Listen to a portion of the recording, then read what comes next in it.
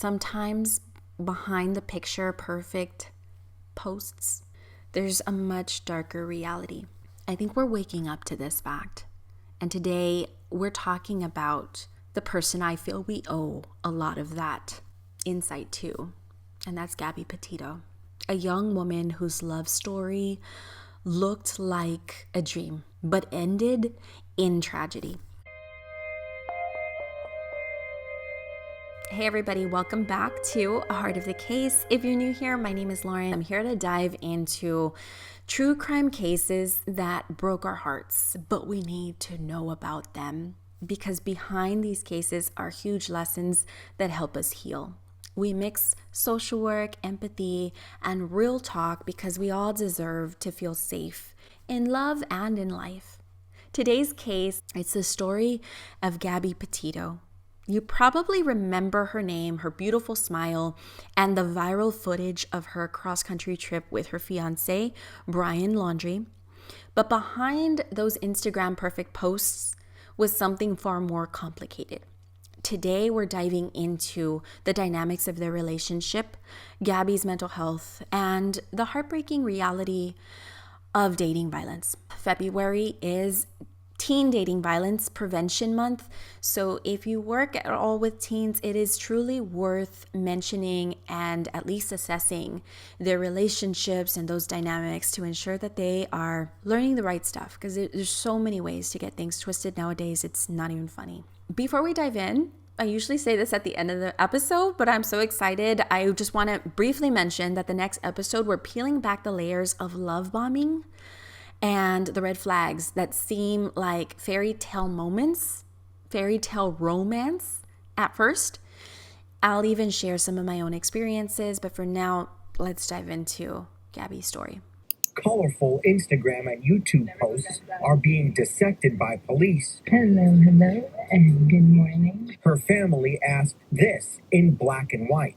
How does boyfriend Brian Laundrie stay in the background when he is the one person who knows where Gabrielle is located? Let's chat a little bit about those final days. Gabby and Brian had been traveling together in a van since early July of 2021. If you've seen Gabby's Instagram account at all, she was such a free spirit. Like, that's her brand, free spirit, such a creative soul. She was 22 years old and loved adventure, you could tell. She had a whole van life thing going and she's really good at storytelling. Her social media painted this picture of a young woman living her dream, road tripping across the country with her fiancé, documenting their journey together. She had big dreams of travel blogging, and that's exactly what she did. She was making something special out of her life for sure. But as we've learned all too well is that what we see online, it isn't always the full story, not even half of it. Gabby and Brian had been together since high school. And from outside looking in, they seemed like the perfect couple, documenting their journey online, of course, but behind the curated Instagram posts, tensions were rising. A witness in Wyoming reported seeing Gabby in tears after an argument with Brian at a Tex-Mex restaurant just days before she went missing.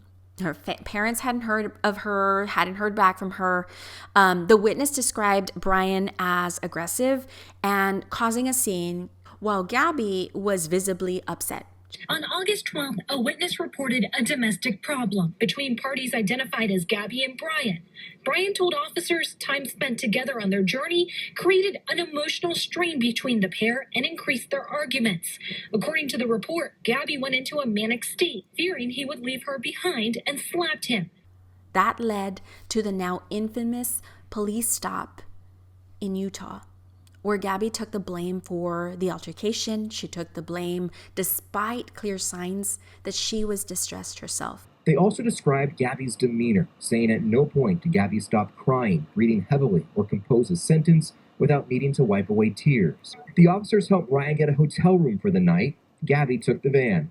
Officers described the incident as a mental health crisis and not domestic assault. By late August, Gabby's family noticed a shift in communication. They stopped hearing from her. The last text sent from her phone was on August 30th, and it honestly did not sound like it was Gabby that was texting back. On September 1st, Brian returned home to Florida alone, refusing to speak about her, refusing to talk about her whereabouts. Her family reported her missing on September 11th, igniting a nationwide search. What we need is to bring Gabby home and find her. So please, everyone, if you can look at the picture, memorize her face, and let us know if you see anything. Friends and family have disclosed that their relationship had a history of intense ups and downs, some toxic traits, if you will.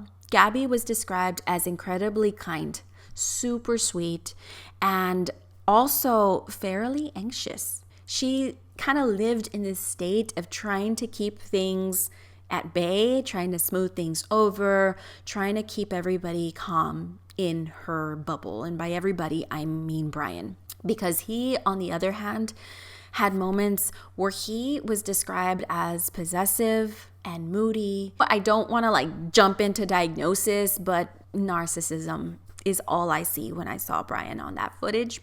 She struck you. Yeah, but I'm not trying to push back. I'm not pretending to be the victim. I'm just doing the squabble, and I'm sorry if you got No, it sounds like a physical altercation between you and your fiance. So it's a domestic dispute. The police are here. You guys have done this before? Squabbled in public like this? small. Touched each other physically like this? Small squabbles, never in public. When officers stopped Gabby and Brian after the 911 call was reported in of someone that saw Brian hitting Gabby, Gabby appeared extremely distressed. She did not look good, and she was crying, and she was just repeatedly apologizing. You can tell she just wanted the police to get out of the situation, almost as if she was protecting them. It's very eerie because on the other end, Brian is sitting there calm as a cucumber. So eerie and telling of his coercive control, because he ultimately knew she was not going to speak up for herself. She admitted to struggling with anxiety, though, and the fact that she also was struggling with OCD, obsessive compulsive disorder.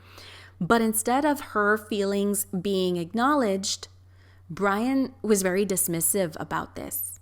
This type of dynamic where you have someone struggling with coping skills and managing distress, and the other partner is dismissive or discounts it, this type of dynamic causes the victim to feel responsible for all the problems, for everyone's problems, her problems, his problems, the relationship problems. And that's a major red flag in emotionally abusive relationships. And now we see it's getting to the point where it's physically abusive by eyewitness accounts. So now we have a Gabby that's fairly anxious. She obviously feels the police can't help her in this moment. Brian is calm as can be. She's blaming herself. So she feels stuck. And at that point, Brian, to her, everything is in his hands. Her safety, this road trip, her happiness.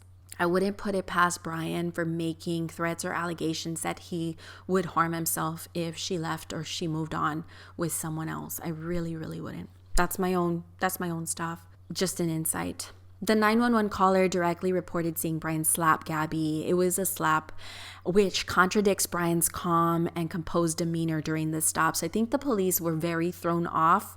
Officers separated the pair for the night, and no charges were filed. 13 days later, Gabby would go silent, and Brian and his family would lawyer up. I think we're just pleading with him at this point. Gabby's remains were found on September 19th in a Wyoming national park.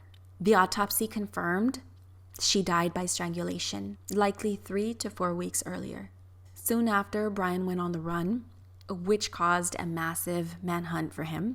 His remains were found in a Florida nature reserve on October 20th. He died by suicide, leaving behind a notebook in which he admitted to killing Gabby. And this is where we need to pause and we need to talk. We need to have a chat about something important, and that's how mental health struggles like anxiety can sometimes make people more vulnerable to manipulation and abuse. Gabby just wanted everything perfect, which is often the hopes and dreams of someone with anxiety. They just want things to be calm, and their life is quite often the opposite. For someone with anxiety, the goal is to build up the coping skills to be able to deal with life's ups and downs. And there was so many ups and downs in her relationship. She disclosed to the officers that day that she had extreme anxiety. And anxiety can make you doubt yourself at every twist and turn. It makes you second guess your own gut feelings, your own instinct. And sometimes a person with anxiety can even start believing that they are the problem when that's not the case at all, when that can be further than the case. There's a lot of self-blame. And this is where emotional abuse really takes root. Gaslighting, blaming, isolating. These are all tactics that Brian used. These are all tactics that narcissists use. After the love bombing, you're flooded with gaslighting, blame, you can't do anything right. And oftentimes, their whole goal is to isolate you so that you're constantly doubting yourself because you have no one that's connected to reality to contradict anything that they're saying. So the goal is always isolation. How much more isolated could Gabby be van life on the road? These were circumstances lining up that were ideal for someone like Brian, and unfortunately dangerous as ever for Gabby. It's so easy to ask, so why didn't Gabby leave? Why was she there? And there's nothing wrong with that question.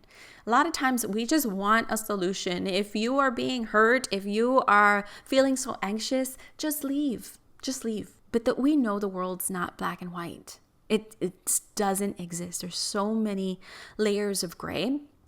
And I really want us to flip that question. Instead of why didn't Gabby leave, we need to ask a better question. And the question is, what made Gabby feel like she couldn't leave? And in regards to that question, I think Gabby felt a lot of fear and she had a lot of concern in her relationship with Brian.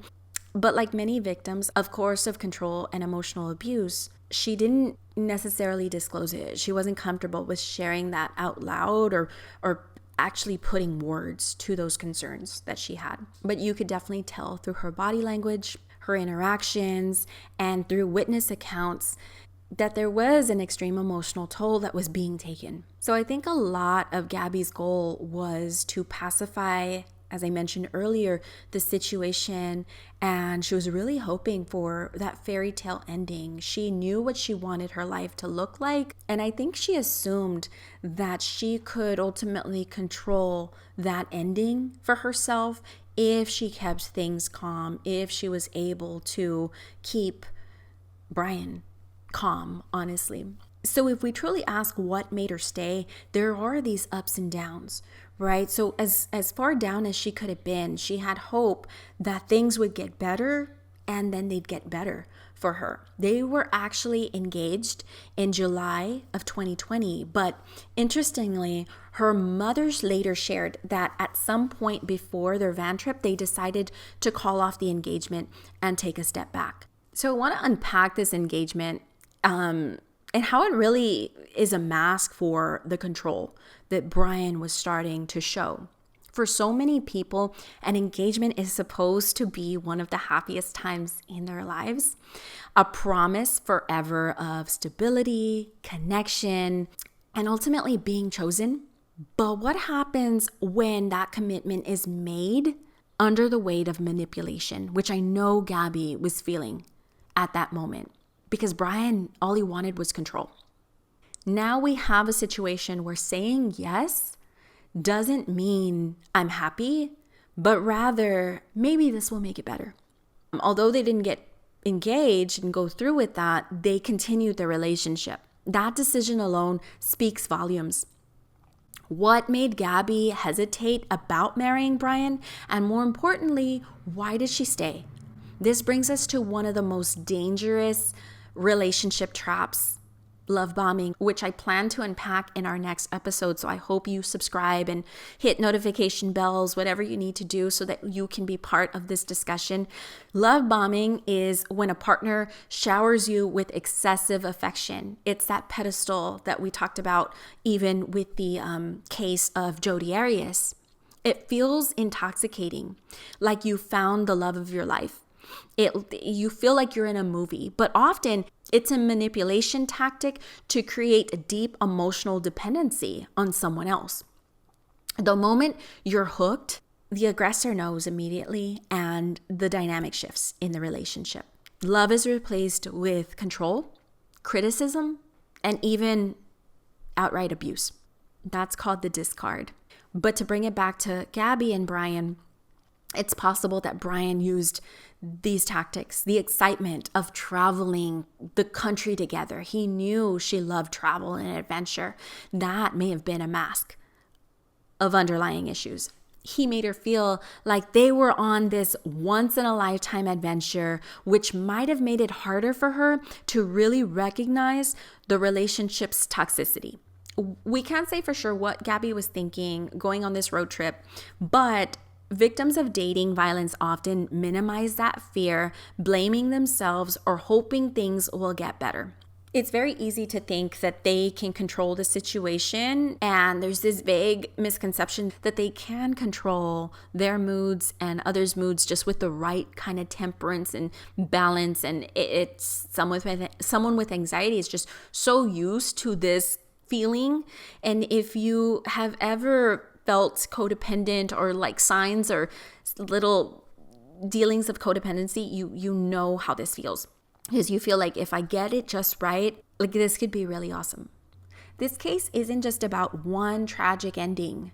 It's about recognizing the patterns before they escalate. Because so many people are in relationships right now where they feel like they're walking on eggshells, where they're apologizing for things that aren't their fault, where they're anxious and they're trying to keep the peace, and this is all at the expense of their own well-being. That's what Gabby was going through. We know how this story ended. Brian murdered Gabby in a national park in Wyoming. And then he fled home to Florida before he took his own life. Her parents, devastated but determined, have turned their grief into action, and they've begun advocating for victims of domestic violence and working to educate young people about the warning signs. And that's why I wanted to talk about this case today, not just because it's tragic, but because there are lessons in Gabby's story that can help someone else. Before we go, I want to share some early warning signs. If you work at all, especially with teens that are dating and you're suspecting that there's violence or manipulation or control, run through this list. I'll try to make it downloadable for y'all as well. But here they are. There's 5, a quick 5. They move fast to commitment, talking about marriage way too quickly. They make you feel special. I'll say special in quotations because it's in a very overwhelming way. They ignore your boundaries completely, pushing for more and more before you're even ready. They create dependency early on, making you feel like they're the only person who understands or truly loves you.